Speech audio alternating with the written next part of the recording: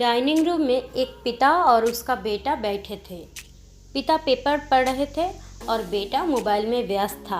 अचानक dining room में बैठे पापा बेटे दोनों को किचन से कोई कांच का बर्तन टूटने की आवाज़ आई।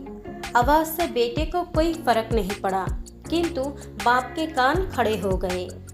बाप ने तुरंत बैठे बैठे सवालों के तीर छोड़े। क्या टूटा? कैसे टूटा? किसने तोड़ा? पास में बैठे बेटे ने कहा, पिताजी क्यों अपना बीपी बढ़ा रहे हैं? मैं यही से बता सकती हूँ कांच का बर्तन कैसे टूटा होगा। बाप ने कहा, बेटा बीपी तो बढ़ेगा ना, क्योंकि वो बर्तन फिर से खरीद कर तो मुझे ही देना पड़ेगा। चलो तुम बताओ बर्तन किसने तोड़ा होगा? बेटे ने कहा, माँ से टूटा होगा। पिताजी ने पूछा, क्यों? मेरी बीवी क्यों? तुम्हारी बीवी क्यों नहीं? बेटे ने कहा, मेरी बीवी समझदार है। पिता का मन नहीं माना तो तुरंत किचन की ओर चल पड़े।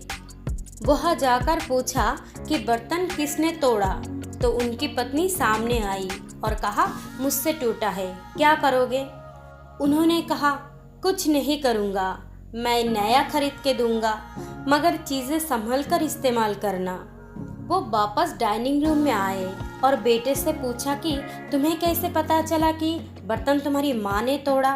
बेटे ने जवाब दिया, अगर बर्तन बहू से टूटा तो तुरंत पीछे डांट की आवाज़ सुनाई देती, मगर बर्तन उनसे टूटा इसलिए पीछे कोई आवाज़ नहीं आई। अब किचन रूम का हाल आपको बताते हैं। ससुर के जाते ही बहू ने सास के पैर पकड़ लिए और कहने लगी, माँ जी अब बहुत अच्छी है, हर बार आप मेरी गलतियाँ छुपा देती है।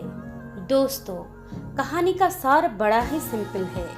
अक्सर हम लोग किसी भी सिचुएशन के बारे में अपनी अपनी धारणाएं पहले ही बता देते हैं और सोचते हैं कि वही सच है, मगर ज़्यादातर बार ऐसा नहीं होता।